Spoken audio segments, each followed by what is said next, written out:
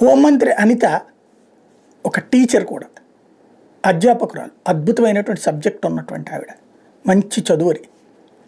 రాజకీయపరమైనటువంటి స్టేట్మెంట్లో తప్పదు, ఇవాళ ఉన్నటువంటి రాజకీయ ప్రతీకారాల్లో ఆవిడ నైతికంగా కరెక్ట్గా మాట్లాడలేకపోవచ్చు, కానీ తన మాటల చాతుర్యంతో తప్పుని రైట్ అని ఒప్పించే ప్రయత్నం చేయొచ్చు. కానీ అది పక్కన పెడితే నిన్న మాట్లాడిన మాటలు అద్భుతం. ఒక తల్లిలా మాట్లాడింది, ఒక నిజమైన బాధ్యతాయుతమైనటువంటి ప్రజాప్రతినిధిలా మాట్లాడింది, ప్రజాప్రతినిధులు ఎవరూ చేయని మాటలు మాట్లాడింది.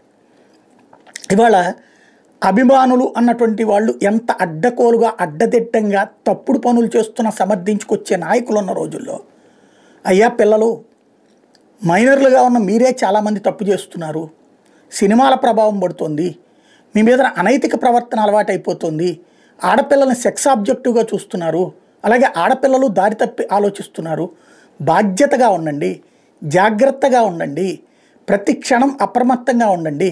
ఇది ప్రేమించుకునే వయసు కాదు, ప్రేమలు కాదు, ఆకర్షణ ఇది. దీనివల్ల జీవితాలు నాశనం అవుతాయి. డ్రగ్స్కి అలవాటు పడుతున్నారు, లేదా అసాంఘిక కార్యకలాపాలకు అలవాటు పడుతున్నారు. అనేక నేరాల్లో ఇవే ఎక్కువ కనబడుతున్నాయి. కాబట్టి ముందు సమాజంలో మీరు భావి భారత పౌరులు, కరెక్ట్గా ఆలోచించండి, దిశానిర్దేశం చేసుకోండి, క్రమశిక్షణగా బ్రతకండి అని చక్కటి హితబోధ చేశారు.